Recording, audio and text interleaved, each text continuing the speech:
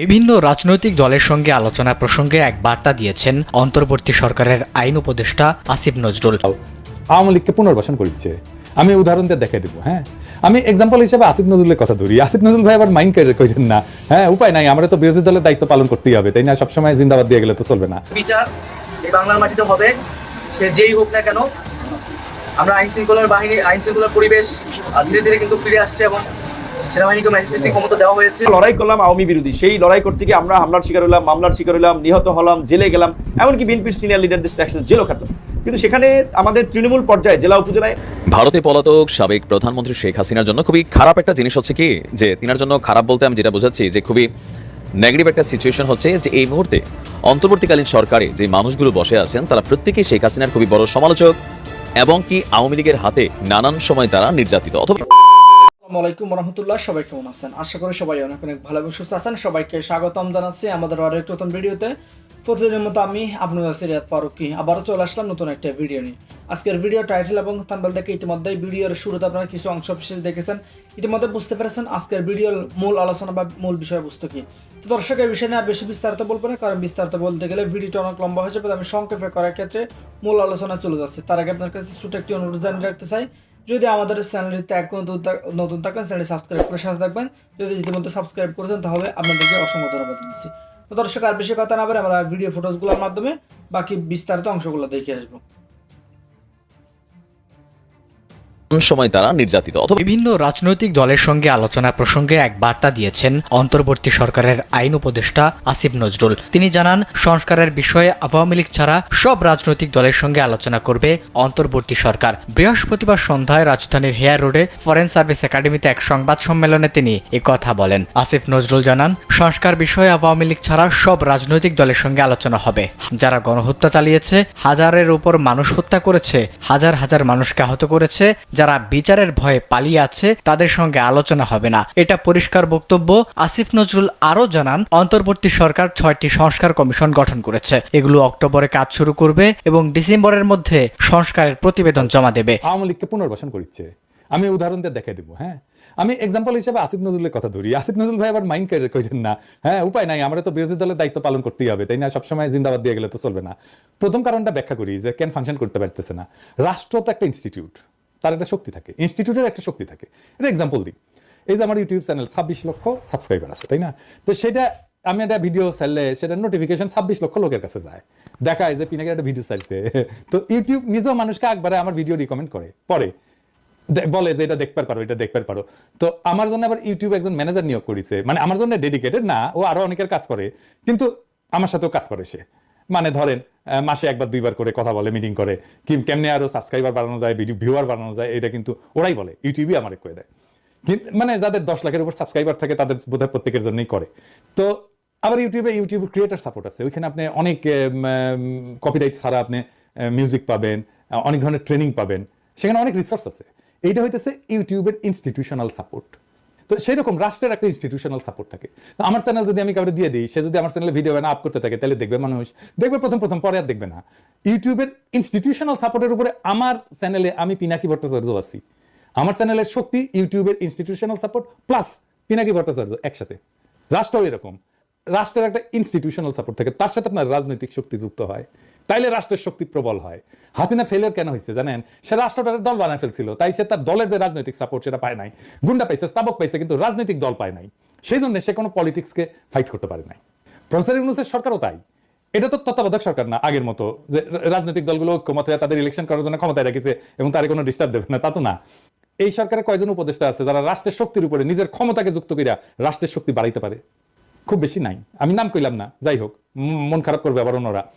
আমি একজনের উদাহরণ দিই, প্রফেসর ইউনূস। উনার রাষ্ট্রের শক্তির উপরে ওনার নিজের ক্ষমতা আছে, ব্যাপক ক্ষমতা আছে, উনি রাষ্ট্রের শক্তিটা বাড়াই দিতে পারেন প্রফেসর ইউনূস। আমি এক্সাম্পল দিই, ধরেন প্রফেসর ইউনূস আরব আমিরাতের কিং এর সাথে আলাপ করছেন, আমাদের প্রবাসী ভাইদের মুক্ত করছেন না, এটা হাসিনা পারতো না, এটা অন্য কেউ পারতো না, এটা প্রফেসর ইউনূসের কারিশমা। এমন একটা কাজ করছে ওই আরব আমিরাত, যে কাজ কখনো তারা করে না। ওনার উপদেশটা এরকম কারিশমেটিক হইলে রাষ্ট্র আরো বেটার ফাংশন করতো। আর এটা হইতেছে যারা কাজ করতেছে তাদের ম্যানেজারিয়াল ক্যাপাসিটি। এদের কেউ ম্যানেজার ছিল না, কোনো বিগ ইনস্টিটিউটে কাজ করেনি এরা কোনোদিন, এদের কোনোদিন কোনো বিজনেস ট্রেনিংও নাই, ম্যানেজারিয়াল ট্রেনিংও নাই, কাজের পদ্ধতি জানে না, বিগ অর্গানাইজেশন চালানোর অভিজ্ঞতা না থাকার কারণে এই ঘটনাগুলো ঘটছে, চালানো অথবা কাজ না করার অভিজ্ঞতার কারণে। আপনি দেখেন কারোই নাই। কিন্তু আমি আসিফ নজরুল এক্সাম্পল দিয়ে বুঝাই। আসিফ নজরুল মাহবুব মোর্শেদের বাসাসের চিফ বানিয়েছে। আমি মাহবুব মোর্শেদকে পছন্দ করি, কিন্তু ভালো ছেলে, ভালো লেখালেখি করে এবং তার চিন্তা ভাবনা পরিষ্কার, সব ঠিক আছে। কিন্তু আমি তার ক্যাপাসিটি বাসাসের চিফ হিসেবে মূল্যায়ন করতে পারবো না। আমি তো সাংবাদিক না, তাই না? কিন্তু আমার সিলেকশনের সময় নিশ্চিত হতে হবে যে আমার সিলেকশন রাইট। আমি যখন একটা পজিশনে থাকবো, ক্ষমতার পজিশনে থাকবো, আমার সিলেকশন হইতে হবে আনবায়াসড। আমি বায়াসড হইতে পারবো না। আবার দেখেন মাহবুব মোর্শেদ নিজেই কইতেছে যে আসিফ নজরুলের সিলেকশনগুলো ভালো হইতেছে। মাহবুব মোর্শেদ বুঝতেই পারে নাই, যেটা সে নিজে বলতে পারে না, যেহেতু সে আসিফ নজরুলের একজন সিলেকশন। এটা অন্যরা বলবে। এই সিলেকশন নিয়ে অনেক সমালোচনা হয়েছে মাহবুব মোর্শেদের। আবার মোহাম্মদ আজমের সিলেকশন সবাই পছন্দ করছে। যাই হোক, এটা আসিফ নজরুল আনন্দিত হওয়ার কিছু নেই। আবার কইছে যে বাংলা একাডেমি যেভাবে পছন্দ হয়েছে সেভাবে শিল্পকলা একাডেমিও পছন্দ হবে। হ্যাঁ, ওই আনন্দিত হওয়ার কিছু নাই আসিফ ভাই। নষ্ট করেও দিনে 2 বার ঠিক সময় দেয়। আপনার নষ্ট করি, আপনার ম্যানেজারিয়াল স্কিল একদম 0, 0। সেজন্য আপনি দিনে 2 বার সময় দেন, আপনার ব্যাটারি গেছে। তো যাই হোক, আমি হলে বাসাসের সিলেকশন কেমনে করতাম তার একটা মডেল দিই। হ্যাঁ, ইনফ্যাক্ট আমার এই ধরনের কাজ করতে হয় আমার প্রফেশনে, পেশা। আমি এখানে মানে প্যারিসে আমার কোম্পানিতে আমি গ্লোবাল মেডিকেল রিলেশনে কাজ করি। ফ্যাসিস্টদের বিচার এই বাংলার মাটিতে হবে, সে যেই হোক না কেন। আমরা আইন শৃঙ্খলার বাহিনী, আইন শৃঙ্খলার পরিবেশ ধীরে ধীরে কিন্তু ফিরে আসছে এবং সেনাবাহিনীকে ম্যাজিস্ট্রেটের ক্ষমতা দেওয়া হয়েছে যাতে এই কার্যক্রমগুলো দ্রুত হয়। এবং সারা দেশে যে মামলাগুলো রয়েছে, অনেকগুলো মামলাই আসলে আবার গ্রহণযোগ্য নয়।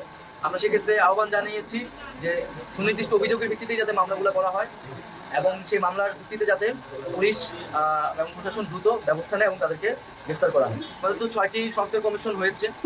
এই কমিশনগুলো গতকাল বৈঠকও হয়েছে।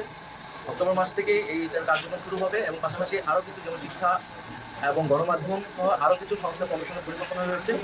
এই কমিশনগুলো অংশীজনের সাথে আলোচনার মাধ্যমে, অভিজ্ঞ এক্সপার্টদের সাথে আলোচনার মাধ্যমে রূপরেখাটি তৈরি করবে এবং সকল রাজনৈতিক পক্ষ, সামাজিক পক্ষগুলো মিলেই আমরা কিন্তু এই রূপরেখা অনুযায়ী সংস্কার কার্যক্রমগুলো অনুযায়ী কার্যক্রম শুরু হবে। এই আসলে তাড়াতাড়ি আসলে এত বড় একটা দুর্যোগ আমাদের দেশে আসছে, কিন্তু আমরা দেখছি যে এই দুর্যোগে আসলে বাংলাদেশের মানুষ যেইভাবে জনগণের পক্ষ থেকে সহযোগিতা করেছে এবং সবাই, ছাত্ররাও সহ সবাই এই বন্যার জন্য একত্রে কাঁধে কাঁধ মিলিয়ে প্রশাসন, পুলিশ প্রশাসনের সাথে মিলে কাজ করেছে, সেটা অভূতপূর্ব এবং এই ধারা অব্যাহত থাকবে।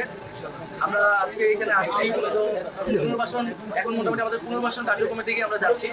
সেই কার্যক্রমটা কি অবস্থায় আছে বা কত দ্রুত আমরা এটাকে এগিয়ে নিতে পারি সেটা দেখতে। এখানে মানুষজন আশ্রয়কেন্দ্র থেকে অলরেডি চলে যাওয়া শুরু করছে। পানি কমতেছে, লক্ষ্মীপুর জেলায় যতটুকু শুনলাম একটু দেরিতে কমতেছে, কারণ এখানে খালগুলো দখল হয়ে গেছে। সেই খালগুলো যদি খনন করা যায় তাহলে দীর্ঘমেয়াদী এটা একটা সুরাহা হবে, সেই বিষয়ে আমরা দেখব। এবং এখানে গৃহ নির্মাণের জন্য অলরেডি বাজেট পাঠানো হয়েছে। সেই বাজেট অনুযায়ী দ্রুতই গৃহ নির্মাণ সহ তাদের যে জনস্বাস্থ্য বিষয়টি আমরা সর্বাধিক গুরুত্ব দিয়ে দেখতেছি এবং দীর্ঘমেয়াদী যে পুনর্বাসন, তাদের শিক্ষা, স্বাস্থ্য থেকে শুরু করে এই জনগোষ্ঠীকে সহায়তা করার জন্য সরকার সার্বিকভাবে বিএনপির সাথে আমরা লড়াই করলাম আওয়ামী বিরোধী। সেই লড়াই করতে গিয়ে আমরা হামলার শিকার হলাম, মামলার শিকার হলাম, নিহত হলাম, জেলে গেলাম, এমনকি বিএনপির সিনিয়র লিডারদের একসাথে জেলও খাটলাম। কিন্তু সেখানে আমাদের তৃণমূল পর্যায়ে, জেলা উপজেলায় কিন্তু বিএনপির তৃণমূলের কর্মীদের দ্বারা, দু এক জায়গায় নেতাদের দ্বারা কিন্তু আমাদের নেতা কর্মীরা নিগ্রহের শিকার হচ্ছে, অনেক জায়গায় কাজ করতে গিয়ে বাধার সম্মুখীন হচ্ছে। শুধু আমাদের দল না, মান্না ভাইয়ের দলের নেতাদের সাথে এই ধরনের ঘটনা ঘটেছে, রব্বাইয়ের দলের নেতাদের সাথে এই ধরনের ঘটনা ঘটেছে। তো এখন বিএনপি যদি এটাই করতে থাকে তাহলে তো বিএনপির সাথে সম্পর্কটা আমাদের সেইভাবে একসাথে এগিয়ে যাবে না। বিএনপি সহ বিরোধী দল যারা যুগপৎ আন্দোলন করেছে কিংবা করে নাই, তাদের প্রত্যেকের সাথে কিন্তু আমাদের খুবই ভালো সম্পর্ক। কারণ আমরা সবসময় চেয়েছি যে সবাইকে কিভাবে এই আন্দোলনে সম্পৃক্ত করে হাসিনা মুক্ত বাংলাদেশ গড়া যায়, আগামীতে কিভাবে ফ্যাসিবাদের পতন ঘটানো যায়। কিন্তু দুঃখজনক হচ্ছে বেশ কিছু দলকে আমরা আলাপ আলোচনা করলেও আসলে তারা মুখে এক ধরনের কথা বলে, রাজপথে জ্বালাময়ী ভাষণ দেয়, বক্তব্য দেয়, আলটিমেটাম দেয়, কিন্তু দিন শেষে তারা ওই গোয়েন্দা সংস্থার সাথে নেগোসিয়েশন করে সরকারের কাছে টাকা নিয়ে তারা মূলত সরকারকে বৈধতা দিয়েছে। গত 15 বছর ধরে আমরা কিছু কিছু রাজনৈতিক দলের সেই কর্মকাণ্ড দেখেছি। তার বিপরীতে 42টি রাজনৈতিক দল সহ আরও 2-1টি দল যারা এই আমাদের যে 31 দফা রাষ্ট্র মেরামতের কর্মসূচি এবং শেখ হাসিনা হটানের যে যুগপৎ আন্দোলন সেখানে ছিল। তো কাজে এই দলগুলোর প্রতি আমাদের নিশ্চয়ই একটা সুসম্পর্ক রয়েছে। বিএনপি একটা বড় রাজনৈতিক দল যারা একাধিকবার ক্ষমতায় ছিল, তাদের সাথে তো আমরা একমত হয়ে আন্দোলন করেছিলাম। কিন্তু এখন কিন্তু এটা পরিষ্কার আমাকে বলতেই হবে, বিএনপির বন্ধুরা যদি আমাদের প্রতি ক্ষুব্ধ হন কিংবা তারা মনক্ষুণ্ণ হন, তারপরেও সত্য তো বলতেই হবে। সত্য তো আটকানো যায় না, লুকানো যায় না, সত্য নিজ গুণে উদ্ভাসিত হয়। এখন মিডিয়া যেভাবে ওয়াচডগ হিসেবে রোল প্লে করতেছে, মানুষ যেভাবে স্বাধীনতা ভোগ করতেছে, সবকিছু কিন্তু মানুষ দেখতেছে। বিএনপির সাথে আমরা লড়াই করলাম আওয়ামী বিরোধী। সেই লড়াই করতে গিয়ে আমরা হামলার শিকার হলাম, মামলার শিকার হলাম, নিহত হলাম, জেলে গেলাম, এমনকি বিএনপির সিনিয়র লিডারদের একসাথে জেলও খাটলাম। কিন্তু সেখানে আমাদের তৃণমূল পর্যায়ে জেলা উপজেলায় কিন্তু বিএনপির তৃণমূলের কর্মীদের দ্বারা দু এক জায়গায় নেতাদের দ্বারা কিন্তু আমাদের নেতা কর্মীরা নিগ্রহের শিকার হচ্ছে, অনেক জায়গায় কাজ করতে গিয়ে বাধার সম্মুখীন হচ্ছে। তো এটা তো আমরা বিএনপির কাছে প্রত্যাশা করি না। তো ক্ষমতায় না গিয়ে যদি বিএনপি এই চেহারা যদি আমাদের সামনে এক্সপোজ করে কিংবা আমাদের নেতাকর্মীদেরকে দেখায়, তাহলে তো আমাদের নেতাকর্মীরা নিশ্চয়ই সেটা ভাববে যে তাহলে ক্ষমতায় যাওয়ার জন্য বিএনপিকে আমরা কতটুকু সহযোগিতা করব কিংবা আমরা তার পাশে থাকবো। সেই জায়গা থেকে বিএনপিকে সিদ্ধান্ত নিতে হবে যে তারা আসলে আগামীতে কিভাবে এই রাজনৈতিক বন্ধনটা, এই যে জাতীয় ঐক্যের সরকার বা জাতীয় সরকারের কথা তারা বলছে সেটিকে তারা এগিয়ে নিতে চায়। এবং একটা কথা অবশ্যই এটি আপনারা ইতিমধ্যেই জেনেছেন শুনেছেন, শুধু আমাদের দল না, মান্না ভাইয়ের দলের নেতাদের সাথে এই ধরনের ঘটনা ঘটেছে, রব্বাইয়ের দলের নেতাদের সাথে এই ধরনের ঘটনা ঘটেছে। এখন বিএনপি যদি এটাই করতে থাকে তাহলে তো বিএনপির সাথে সম্পর্কটা আমাদের সেইভাবে একসাথে এগিয়ে যাবে না। তবে প্রত্যেকেরই কিন্তু ছোট বড় সামাজিকভাবে প্রতিষ্ঠিত কিংবা যে যেই জায়গায় থাকুক না কেন, প্রত্যেকের একটা আত্মমর্যাদা আছে, প্রত্যেকের একটা স্বকীয়তা আছে, নিজস্ব চিন্তা আছে। গণ অধিকার পরিষদ একটা আলাদা রাজনৈতিক দল, তাদের 21 দফা কর্মসূচি আছে, রাষ্ট্র বিনির্মাণে নিজস্ব চিন্তা ভাবনা আছে, মেধাবী তারুণ্যের প্রতিনিধিত্ব আছে। কাজেই সেই জায়গা থেকে তো আমরা চাবো যে আমাদের নিজেদের শক্তি সামর্থ্যে এগিয়ে যেতে, তারপরে দেশ জাতির বৃহত্তর স্বার্থে হয়তো কখনো কোনো জোট কিংবা কোনো ঐক্যবদ্ধ পথ চলা বা প্রক্রিয়া হতে পারে। ভারতে পলাতক সাবেক প্রধানমন্ত্রী শেখ হাসিনার জন্য খুবই খারাপ একটা জিনিস হচ্ছে কি, যে তিনার জন্য খারাপ বলতে আমি যেটা বোঝাচ্ছি যে খুবই নেগেটিভ একটা সিচুয়েশন হচ্ছে যে এই মুহূর্তে অন্তর্বর্তীকালীন সরকারে যে মানুষগুলো বসে আছেন তারা প্রত্যেকেই শেখ হাসিনার খুবই বড় সমালোচক, এবং কি আওয়ামী লীগের হাতে নানান সময় তারা নির্যাতিত অথবা যুবলীগ ছাত্রলীগের মাধ্যমে নির্যাতিত। সরাসরি শেখ হাসিনা তাদেরকে নিয়ে বিভিন্ন সময় কথাবার্তা বলেছেন, অপমানজনক শব্দ ব্যবহার করেছেন। যেহেতু তারা এই মুহূর্তে অন্তর্বর্তীকালীন সরকারে আছে, তাদের কাছে পাওয়ার আছে, আর পাওয়ার থাকা ব্যক্তিরা মুখে কথা না বলে সেটা কাজে বাস্তবায়ন করেন। দর্শক, ভারতে কেমন আছে শেখ হাসিনা এ নিয়ে আমি একটা ভিডিও দিয়েছি, দেখে নেবেন। রাজার হালে আছেন। বাট ভারতীয় গণমাধ্যম, আমাদের দেশের গণমাধ্যমের মাধ্যমে আমরা প্রথমে জানতে পারছিলাম খুবই একঘরে একটা পরিবারে আছেন, যেখানে কারোর সাথে যোগাযোগ নাই, সন্তানদের সাথে যোগাযোগ হচ্ছে না।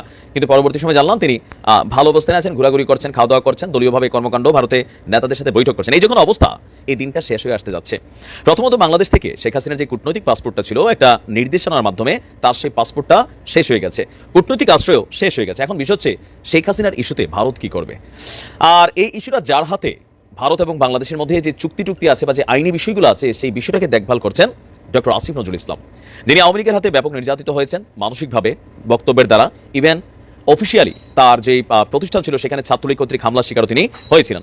এই অবস্থায় এসে যেহেতু তিনি সরকারের এখন একজন আইন উপদেষ্টা, তিনি তার পাওয়ার ব্যবহার করতে যাচ্ছেন। আর এই মুহূর্তে শেখ হাসিনার সরকারের জন্য বা শেখ হাসিনার জন্য ডক্টর আসিফ নজরুল ইসলাম হচ্ছে সবচেয়ে বড় ভিলেন বা খলনায়ক হিসাবে হয়তো আওয়ামী লীগ সামনে ভাববে। আপনারা জানেন যে এই মুহূর্তে চলমান সংস্কার কর্মকাণ্ড আছে। আসিফ নজরুল ইসলাম মিডিয়াতে সাক্ষাৎ কম দিচ্ছেন, যখন বড় বড় ঘটনা থাকে তখনই আসছেন। তো গতকালকে একটা প্রোগ্রামে তিনি বক্তব্য দিয়েছেন যে সংস্কারের প্রধান ইস্যুটাতে আওয়ামী লীগকে বয়কট করা হয়েছে, মানে আওয়ামী লীগ ছাড়া সংস্কারের বিষয়ে সকল রাজনৈতিক দলের সাথে আলোচনা হবে। আর এই তথ্য দিয়েছেন আমাদের আইন উপদেষ্টা অধ্যাপক ডক্টর আসিফ নজরুল। এছাড়াও ভারতের রাজার হালে জীবন কাটানো শেখ হাসিনাকে ভারত সরকারের কাছে ফেরত চাওয়া হবে। উপদেষ্টা পরিষদ এবং সাংবিধানিক কাঠামো সংস্কারে গঠিত কমিটির গতকালকে একটা বৈঠক ছিল, সেখানে তিনি এই সকল তথ্য দিয়েছেন। তিনি বলছেন, সংস্কার বিষয়ে যারা গণহত্যা চালিয়েছে, হাজারের উপর মানুষকে হত্যা করেছে, হাজার হাজার মানুষকে আহত করেছে, যারা বিচারের ভয়ে পালিয়ে আছে, তাদের সাথে কোনো ধরনের আলোচনা নেই। এটা আমাদের স্টেট, এমনকি ক্লিয়ার স্টেটমেন্ট, মানে আওয়ামী লীগের সাথে কোনো ধরনের বক্তব্য, রাজনৈতিক বৈঠক অন্তর্বর্তীকালীন সরকার করবে না। এই সময় ভারতে পালিয়ে যাওয়ার পর শেখ হাসিনার বিরুদ্ধে যে মামলাগুলো হয়েছে, সেই মামলাগুলোর গতিপথ কি হবে, যেহেতু ভারতের সাথে নানান চুক্তি আছে, বন্দি বিনিময় চুক্তিটা খুবই স্ট্রংলি কিন্তু কানেক্টেড আছে ভারতের সাথে। তো আসিফ নজরুল ইসলাম বলছেন যে ভারতের সাথে বাংলাদেশের কূটনৈতিক যেই চুক্তি বা সম্পর্ক, প্লাস 2013 সালে শেখ হাসিনার সরকার একটা প্রত্যর্পণ চুক্তি করেছিলেন, যেই চুক্তিতে বলা হয়েছে যে যদি কোনো অপরাধী ভারতে গিয়ে পালিয়ে থাকে এবং সেই অপরাধী বাংলাদেশের আইনের মাধ্যমে সাজা ঘোষিত অপরাধী হয়, পাশাপাশি তার সাজার মেয়াদকাল 1 বছরের উপর হয়, তাহলে সেই অপরাধীকে ভারত ফিরিয়ে দিবে বন্ধুত্বের খাতিরে। এখন সেই চুক্তিটা এই মুহূর্তে শেখ হাসিনার জন্য কাল হয়ে দাঁড়াইছে। আমাদের আসিফ নজরুল ইসলামও সেই বিষয়টাকে ইঙ্গিত দিয়ে তিনি বলেছেন যে ভারত সরকারের কাছ থেকে আইনিভাবেই শেখ হাসিনাকে ফেরত আনার সুযোগ রয়েছে এবং তাকে ফেরত চাওয়া হবে। এবং শুধু ফেরত চাওয়া না, তার বিরুদ্ধে যে মামলাগুলো হয়েছে প্রত্যেকটা মামলায় তাকে বিচারের কাঠগড়ায় দাঁড় করানো হবে। এখন যদি সত্যি ভারত শেখ হাসিনাকে ফেরত দিয়ে দেয়, তাহলে একবার চিন্তা করেন, যতগুলো মামলা শেখ হাসিনার নামে হয়েছে, 2 কোটি টাকার জন্য যদি খালেদা জিয়ার এই পরিণতি হতে পারে, তাহলে শেখ হাসিনার কতবার ফাঁসি হতে পারে, কতবার তার কি বলা হয় যে যাবজ্জীবন হতে পারে, কত হাজার বছর,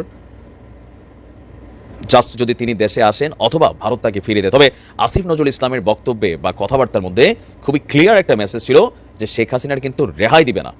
তারপরেও কূটনৈতিক ইস্যু, ভারত যদি ফেরত না দেয়, সেই ক্ষেত্রে ভারতের সাথে বাংলাদেশের সম্পর্ক প্রভাবিত হবে বলে মনে করছে ডক্টর আসিফ নজরুল ইসলাম। এখন তিনি যা বলছেন, অন্তরে যদি ঠিক একই জিনিস থাকে তাহলে শেখ হাসিনার জন্য খুবই খারাপ একটা দুঃসময় অপেক্ষা করছে। তবে এগুলা লম্বা চূড়া ইস্যু, দেখা যাক কই পর্যন্ত গিয়া সফলতা আসে। তো প্রিয় দর্শক, কিন্তু আপনারা সবাই ভিডিওটা দেখে বিস্তারিত বুঝতে পেরেছেন আজকের ভিডিওর মূল আলোচনা। ভিডিওটি দেখে আশা করি আপনার কাছে ভালো লেগেছে। ভিডিওটি কেমন লেগেছে কমেন্টে জানিয়ে ফেলুন। দেখাবো না কোনো ভিডিওতে, আমাদের চ্যানেলটিতে নতুন থাকলে চ্যানেল সাবস্ক্রাইব করে সাথে থাকবেন। এতক্ষণ সাথে থাকার জন্য সবাইকে অসংখ্য ধন্যবাদ। আজ এতটুকুই, দেখাবো না কোনো ভিডিওতে। ভালো থাকবেন, সুস্থ থাকবেন। চ্যানেলে নতুন থাকলে চ্যানেল সাবস্ক্রাইব করে সাথে থাকবেন। আল্লাহ হাফেজ।